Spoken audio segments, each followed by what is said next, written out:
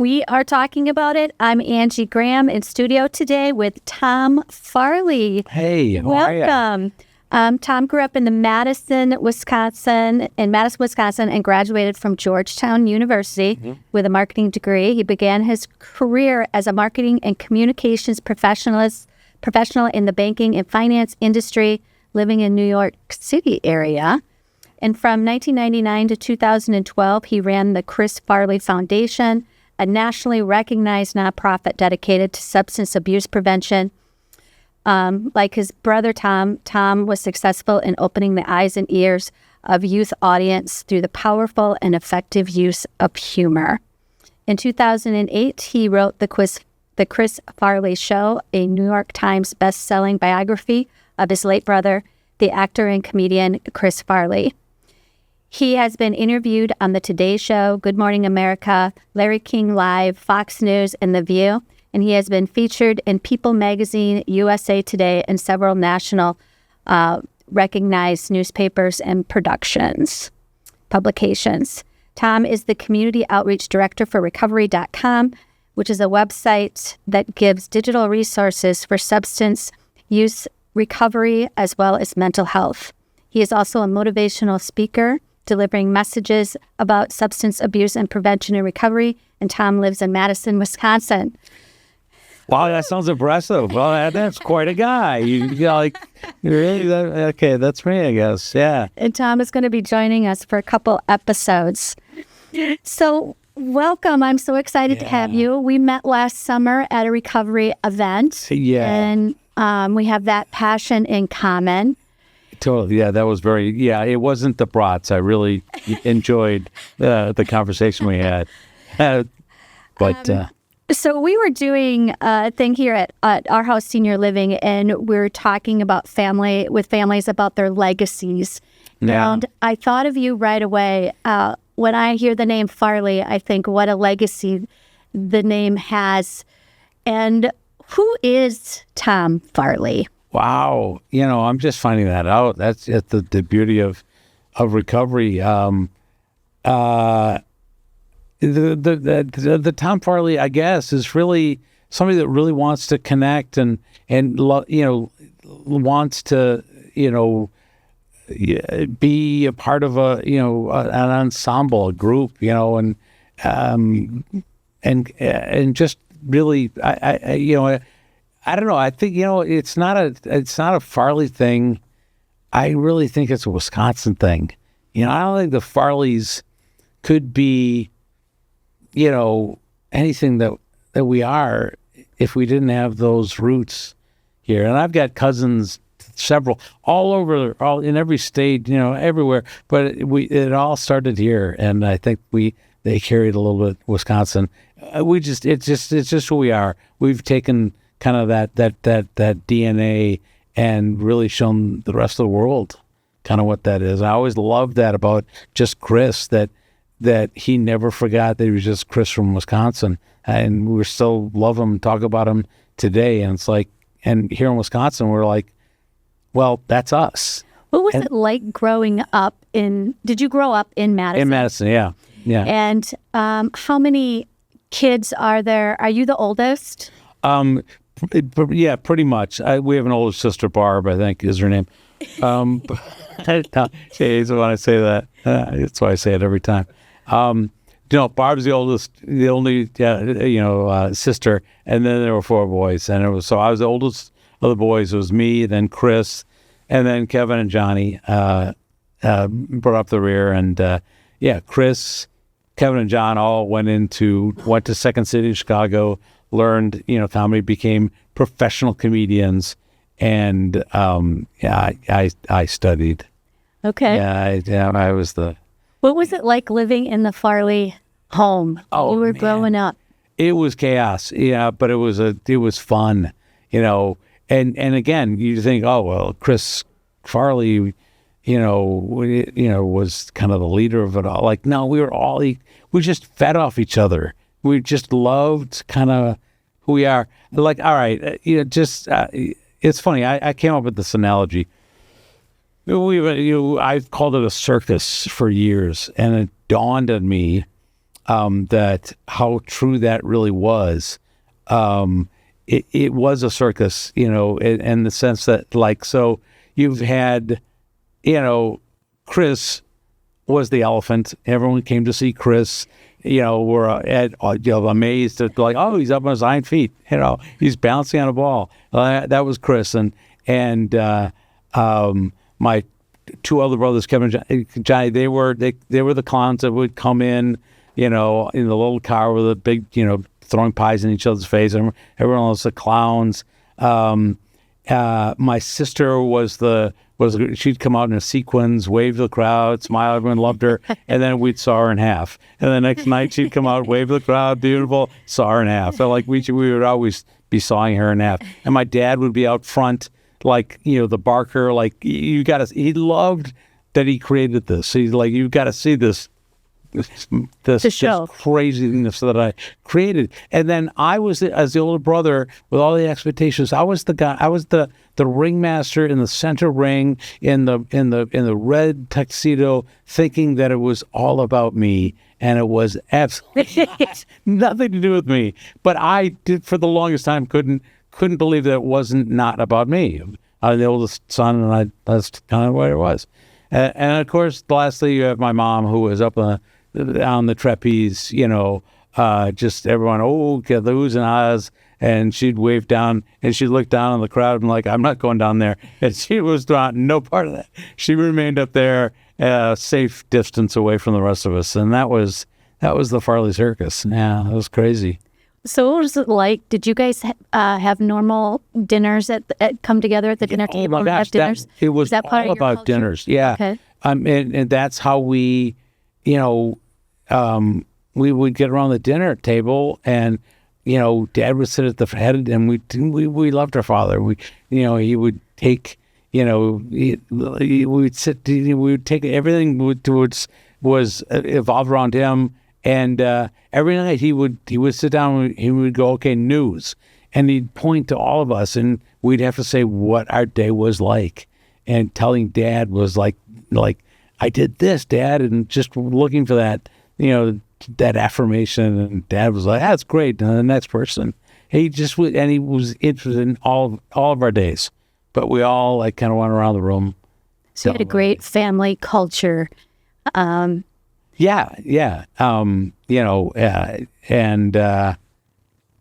Food obviously was very important to it. But food, around the table together, yeah. We always had seconds, that's for sure. As we like to eat in Wisconsin. We do. There's no doubt about that. And of course, my mom was just the worst cook. She's 1950s. I mean, I look at a casserole now and I just start crying. I'm like, no more, please. I remember, my ex-wife now said when we were, I said, because you have the worst diet. And I'm like, I had fruit every night.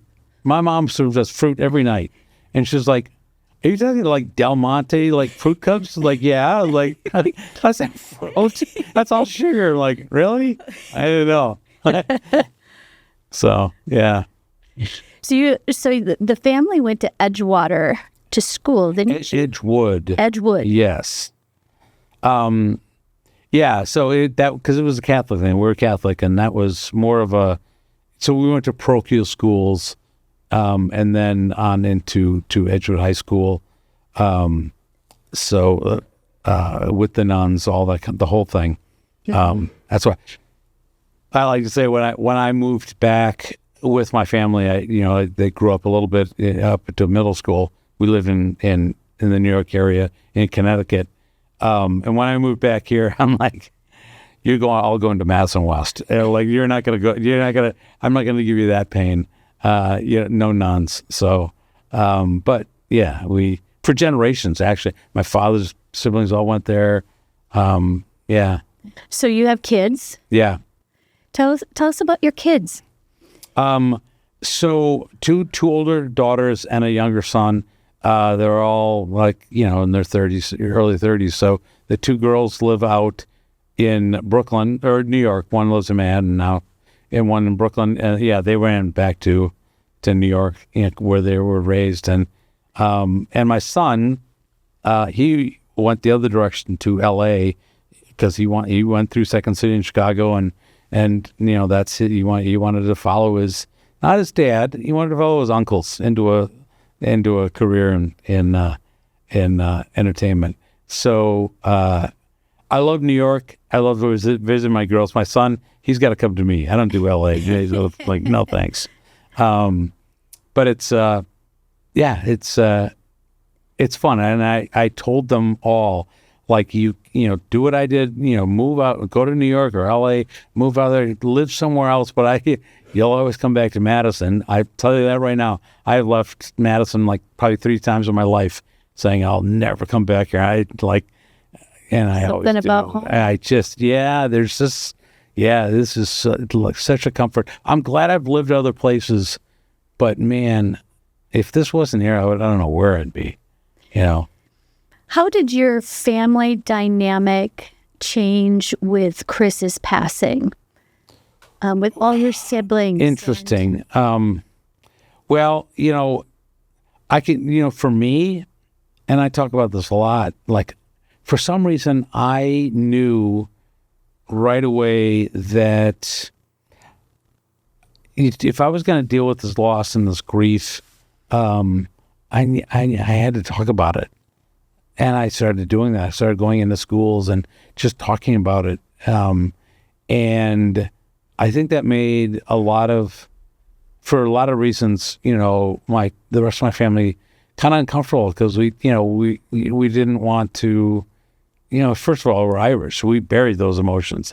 I just knew I needed to talk about it. And to this day, I still see a lot of my family that haven't really gone down that road as far as I have, and I still see the pain, because they haven't done that. And so, it's been healing for me. I was hoping that they would see that and want to do that as well, but I can only, I just know for me, it's been very healing to be able to go out and talk about Chris. And in the process, which was really interesting, I started out talking about somebody else's story, somebody else's addiction, thinking I would help people with Chris's story. But I realized that it wasn't my story. And once I got into recovery and started, and this is not that long ago, and started telling my story, I was amazed at the people that I attracted because of it. And I'm like, you don't want to hear about Chris? And they're like, well, yeah, if you want to talk about it, it's interesting, but you're here, you're in recovery. I want to hear your story. And that blew me away. I carried Chris with me. I continue his recovery. Sometimes I talk about that, but it's really now me. And I went from, growing up with this expectation of who I was supposed to be, and trying very hard to be that person. Then I became somebody's brother on top of that person that I was trying to be. And like, where was that authentic person? Like, I'm just now trying to find that person, who that is. For the longest time, I used to joke, like, my full name was Tom Farley, brother of Chris Farley, who died of a drug overdose. That was my full name. Now I just get to be Tom Farley again. And I talk about those things, but wow. And now the work is your work. Now I'm healing. And I'm showing my authentic self. And that takes a lot of honesty, a lot of vulnerability. I should stop reading Brené Brown, but it has helped. She made me go there. But it was worth it. And it's worth continuing down that road too. So I didn't expect that. And so the family legacy for you is finding your truth and finding your healing. Well, yeah. And I'll go back to, Chris, what was great, where I'm now is, with all the work I've done and all, talking about Chris, is like, I was carrying an awful lot around. When you have somebody in your family that's that much more, acute and addicted or whatever, you carry around a lot of baggage. Like I didn't realize, as much as I loved my brother, how much, resentment I had. Like, as anyone that knows that has somebody with addiction in the family, it's like, oh, they take all the attention, they suck all the air and everything, and everyone else is left, kind of in the dust. And I felt like that for a long time. Like, it's Chris, it's about Chris again.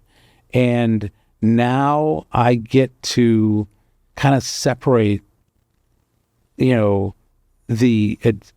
addicted Chris with this brother that I love. And that is just what I needed. I needed that. I wanted that. Like, separate those two. Like, and I don't. It was unfair to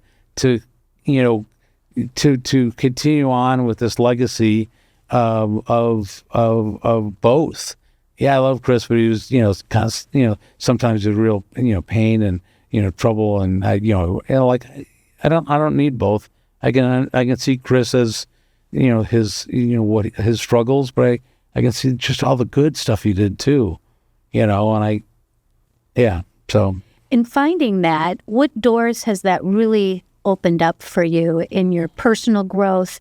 And you said recovery's been fairly recent for you. Yeah. When did you find that for yourself, and how has that recovery changed the direction of your life? Well, it's funny. Like, I at some point, I said to myself, especially when I started going out, having this event in my life and going out and talking to in schools and communities, mostly about prevention. I'm like, I probably shouldn't be drinking either, because that's causing problems in my life. So I would stop. I had time periods in my life where 4 or 5 years of sobriety, that I thought it was all about just giving. I thought this was the hardest thing I've ever done. I gave up drinking, and yet I was still causing all sorts of train wrecks, as I like to call them, in my life, and I didn't see why that was happening, because I'm not drinking, and not only that, but I couldn't sustain it either. I would get 5 years and say, well, it's St. Patrick's Day, I can have one Guinness. I got this, and I would have that one Guinness, and then it was two, and then I was right back where I was before, and I never could figure that out. And so, I would go into meetings during that time, and it was just like at home with Chris. With Chris, we could always point to him and say, the rest of us could say, well, we're not that bad, so I guess we're okay. We weren't okay. So I would go into meetings and say, listen to people share and say, oh, that person drinks well, and me, I don't belong here yet. I'm okay. And that's what, and then it was about 7 years ago, I got tired of this. I was getting older. I'm like, this is crazy. Like, now I'm really trying to overmanage, like, when should I leave this party to get home safely? And, what route do I take home to avoid detection? Like, this is nuts. So I stopped again. And I happened to, have a conversation with a woman who I used to, go in, and she has a clinic down in Madison. And I used to help her out with her teen IOPs, talking about, improv and connection. And she called me up one day. She said, how you doing? And I'm like, I haven't had a drink in 4 months, expecting a lot more applause than I got. And she said, that's great. Well, she goes, well, let's connect and have a coffee. And I'm like, great, let's do that. She goes, meet me, Saturday morning at 9:00 in the basement of the Presbyterian Church. I'm like, oh, here we go again. I knew where this was going. And I'm like, but it was this person that asked, and that had helped so many people in Dane County. I'm like, how do you say no to that? So it was my first real experience of surrendering to a higher power. It is my friend Shelley. And I'm like, all right, I'll go. And I started to not think like that person drinks more than me. I was like, wow, I've had broken relationships like that person. I've had job loss like that person. I'm like, this isn't about drinking. I just need to be sober to do all this stuff, which just blew me away. I wasn't, and another thing I realized was that we started talking about things like rigorous honesty and gratitude and humility. I'm like, I didn't know any of those things. You know, I was a marketing guy and I was an Irishman. So rigorous honesty, I'm like, nah, it's the gray area. Like we got to, we massage the story and curate this. And I realized that this person I was putting out to the world wasn't an authentic person. In fact, to be that person, I needed everyone around me to do certain things. I needed my wife and family to act a certain way. I needed my employers to give me that job, not the one I have, that one. You don't understand, like, because I got to be this person. And as likable as I am, I was pushing people away because nobody wants to be controlled like that. And all of a sudden, I realized, it's,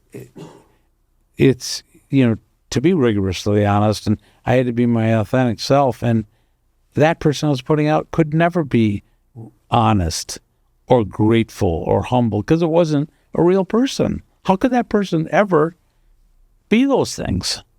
And I think that a lot of people are walking around that way, like we're not our fully authentic self. So we're not, So it's still a process, but man, what a great thing it is because it produces a feeling like, for instance, like the whole rigorously honest thing is like, if you ask me if I'm an honest person, I would say absolutely I am. But when somebody asks you, like, you come home with like, how many drinks did you have? Like, just a couple. The rigorously honest answer would have been 10, 12. But so when you answer that way, it's like, yes, I'm being honest. I admitted I was drinking, but I wasn't fully honest. Mm-hmm. And you carry that. You don't know it, but you at some point that guilt and shame, it's there. You can bury it as deep as you want, but it's always going to be there. And I didn't really realize that that's what that was. Mm-hmm.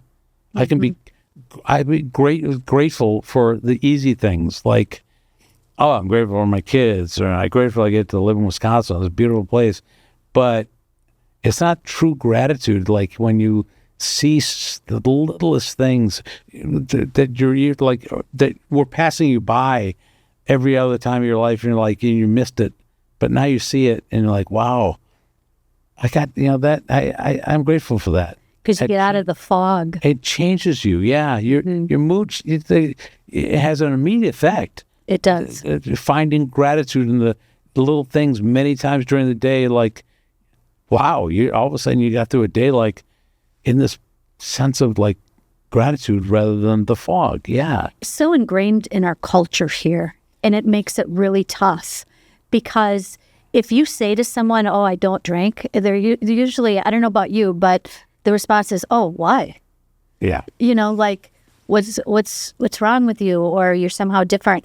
I do find that the culture is beginning to shift, that people aren't asking that so much anymore, and they're recognizing that people are making different choices because now you have the Surgeon General come out and do the whole warning about how toxic alcohol is, for example. So that shift is happening. And more people are openly talking about how they've used alcohol as a solution. It is a solution. Oh, absolutely. It's how your life while you're. It's how you manage your emotions. Emotions are tough. Yes. And a lot of times I didn't really want to like have those kind of emotions, or I didn't feel comfortable in those emotions. So I knew how to manage it. Yeah, I drank. It's interesting you mentioned the Surgeon General, and that there was also another report that came out 2 years ago after COVID that he called the epidemic of loneliness, which it's probably my favorite Surgeon General report. I'm kidding, it's the only one I've ever got. It skimmed it at best, but it was pretty good. I said, yeah, the Surgeon General report, like, shut up, Farley. But it was good because it talked about like this need for connection and to be this whole person. And I think, the combination of those two, people, turn to alcohol because they're so isolated and so lonely. Absolutely. And I think not only is it toxic and bad, but we're also lonely and isolated. So, Absolutely. Eliminating one and really focusing on the connection and think on the other side, like, wow, imagine what that would produce. For many years, I used to say I was a social drinker. I didn't understand the concept of drinking alone. And I've gone through 2 divorces in my life.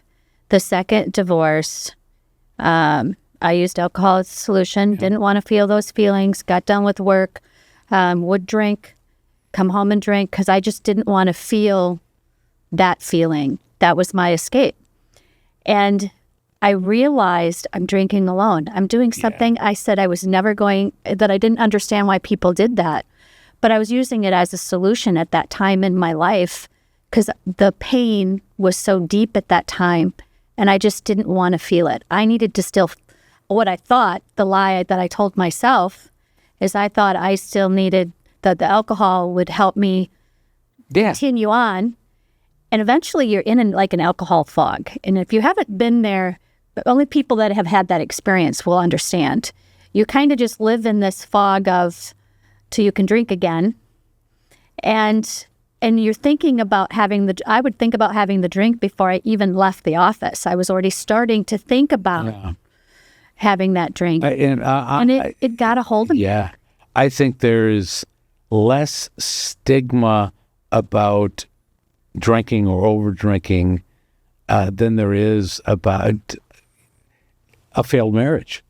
The stigma and shame about that is like that I don't want. I can handle all the drinking is, there's shame and guilt there, but like it's acceptable.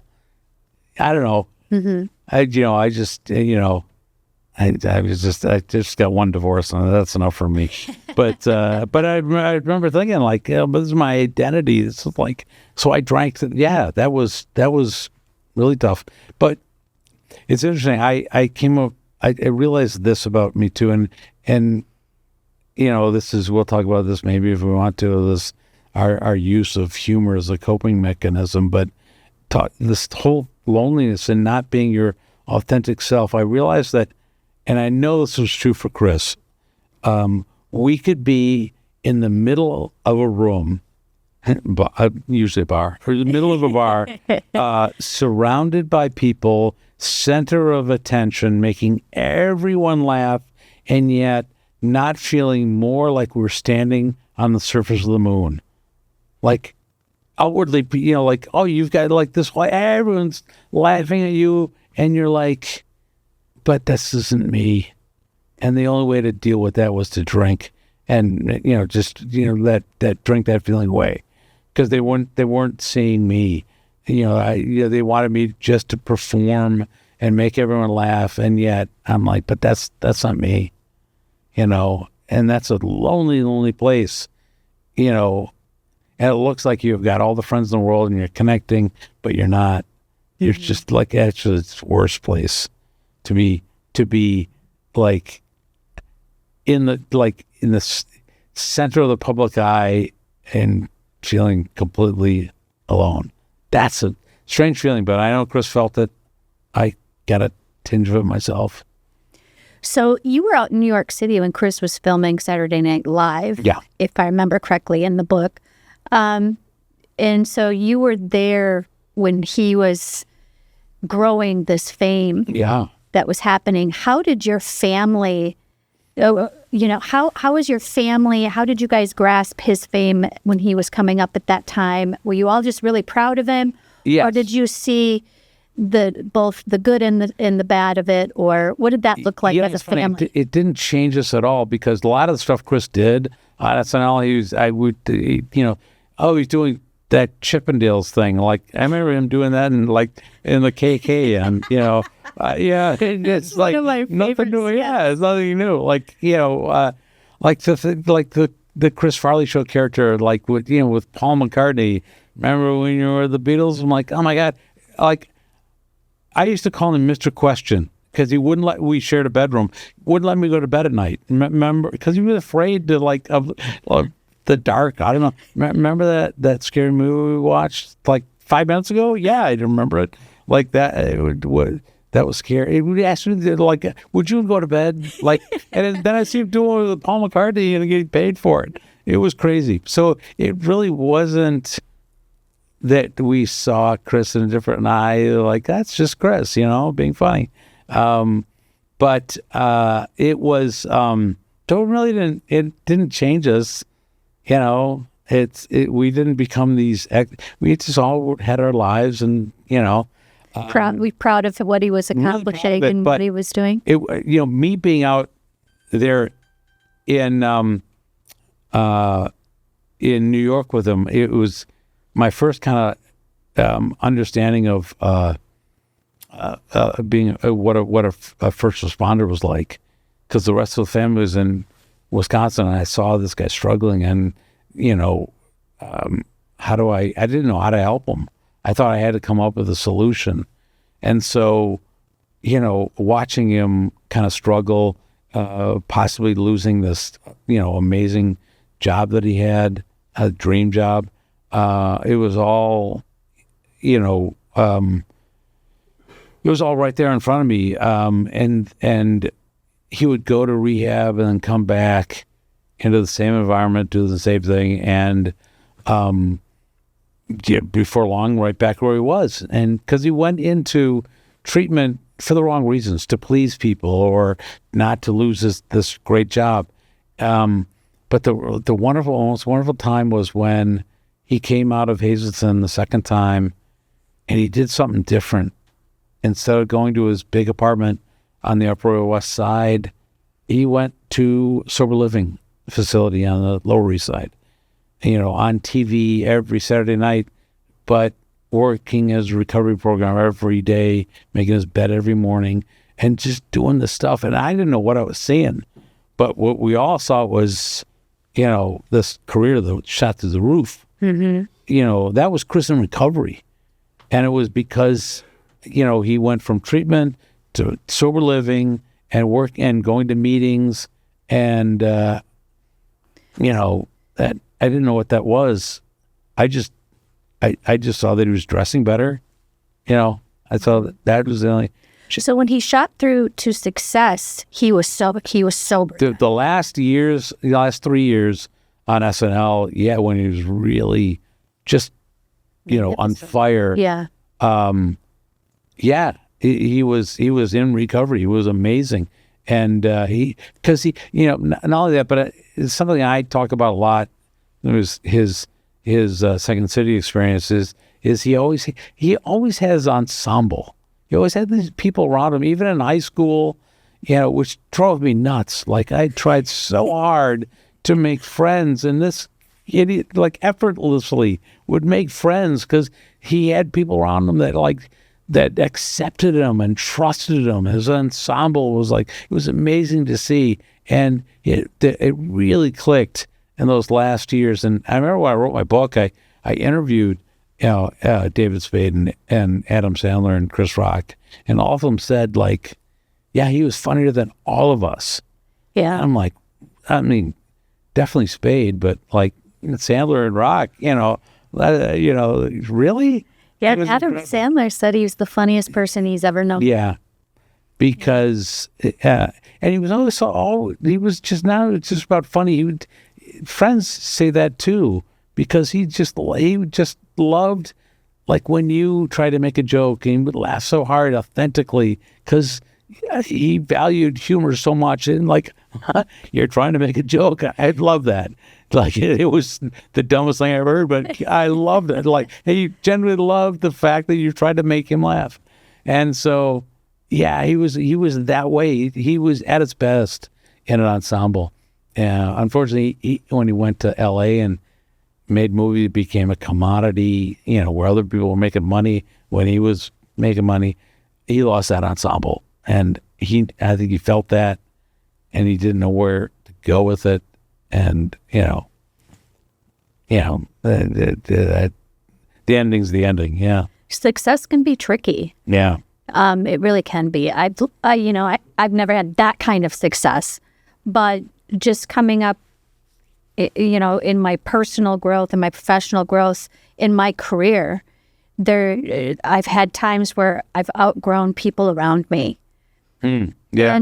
And where I'm going in my life might be different than someone else. And then also going through divorce, that upsets all of your friend group, going through those things. And sometimes you really do look around at times and, you're having your own identity crisis. So I can relate to that to a certain level, that not ever as you go through and life changes, so do the people around you change. Yeah. And not everyone can be accepting of change. No, and it's interesting, like, the thing with Chris was, his humor always kind of took center stage, and, that's, people identified him with his humor, but, like, me in recovery, like, when somebody comes up to me and like, man, you seem happier, or like, well, what is it with you? And it's just me being comfortable with who I am. I don't know if Chris got enough of that. It was like, yeah, just be funny. And I don't think when somebody comes up to me and notices that in me, like that change, like that I can't even explain, it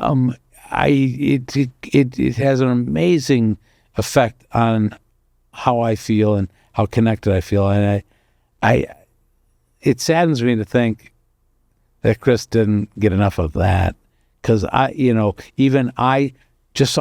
saw a change, but I don't know, even as a brother, I probably could have acknowledged that a little bit more, because I see it, but I think we need to acknowledge that in others, like, because we don't believe it. We were so attached to this identity of who we were. Maturity and growth. Yeah. Look how many years it's taken. I'm in my 50s. I know how many years it's taken for me to just realize and don't care. And I'm going to live my best life. And this is who I need to be. And the freedom of not caring what other people think. My story is my story. I can't change it. This is who I am. The good, the bad, the ugly. All I can do now is take what I've done with my life and try to help and do and impact others. And I think we're both on that mission to help and impact others. Well, and I even said, like, somebody asked me on a podcast once, are you a better parent than your parents were to you? I'm like, that's a horrible question. Why would you ask me that? I wanted to be. Does that count? I did, but I was just given the playbook that my dad gave me, that his dad, and so I was this teasing dad. I use humor like to ease people's pain, and so I tell the story, like when middle daughter came when she was very little. She said, "Daddy, I'm afraid of the dark," and my response was, frankly, I would be too if I had that under my bed. Funny stuff. Did not help her with her trauma. But I answer that question like, so that's how it was.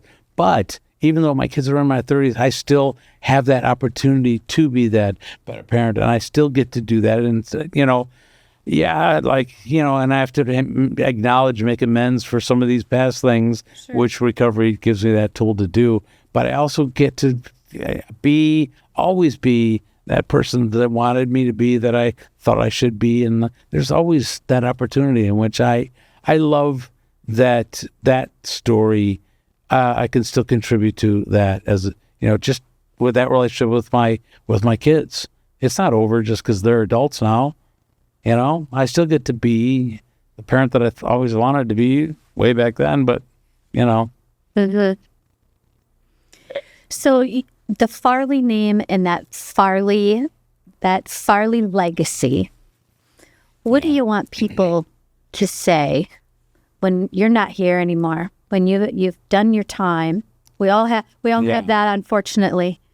What do you want people to remember the most? To acknowledge that, actually, he was funnier than Chris. That'll never happen. I'm sorry. That's just not going to happen. I think the legacy is this somebody that really we wanted to. There's somebody that really was comfortable with who they were, and wanted to connect with people, like, with authentic person to authentic person. Mm-hmm. And I think I'm in the recovery space now to do just that, to use my recovery story. What's really fun is I go and I do these keynote speeches, and people say, oh, Chris Farley's brother is going to talk about recovery or humor and therapy or whatever it is, and the one or two people that come up to me afterwards, I love it when they look at me and they go, that's not what I expected at all. Like, you thought I was going to be funny. Sorry. But you thought I was going to talk about Chris or this, like, everyone loves, even like the people that in recovery that talk about this, the drama that caused them to get in. We're drawn to that story.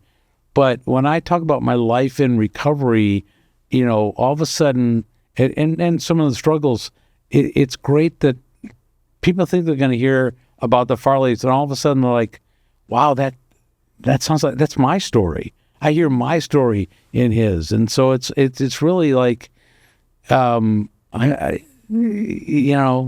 different than you. As a matter of fact, I think that we have something more than anyone else in the fact that I'm not different because I'm a Farley.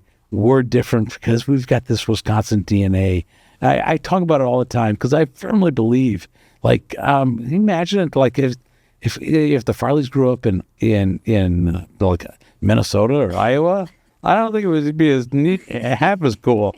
Like, there's just the combo, like, really, I just think, I think what you're seeing is this, comfort level that we have of who we are in Wisconsin, and I think the more we as Farley's, the more I show that comfort level, like, this is my authentic self, and it's okay. I don't have to be anything else. This is it. That's awesome. It's really, I need other people to be that authentic, to be comfortable being uncomfortable, like, as I like to say, because it's a crazy world. So how do we do it differently?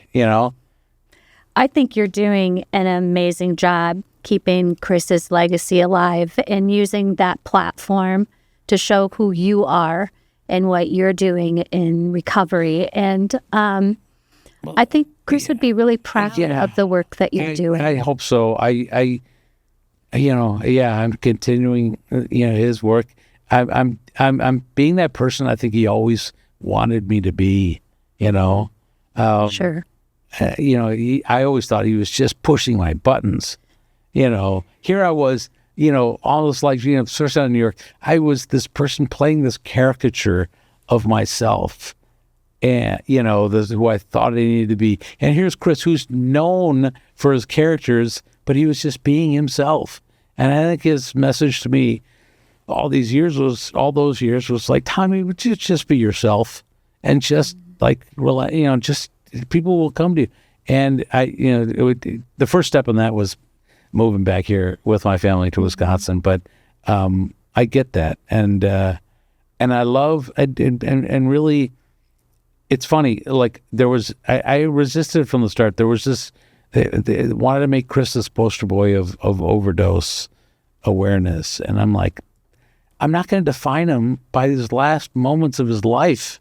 We should care about the people we're losing, like, because of who they were. Like this, we don't have their laughter or their joy or their all the other stuff. Don't define them by this and make drugs a bad person. Like, drugs are bad. Yeah, I get it.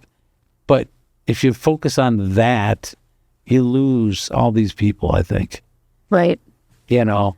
Focus on what he did in recovery and what he that, was doing. You know. I love talking about that. It was amazing. Yeah, for sure.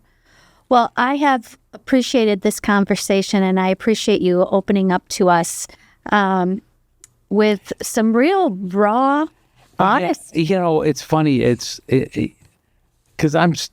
this was healing for me. You know, I know this podcast is going to help a lot of people healing, but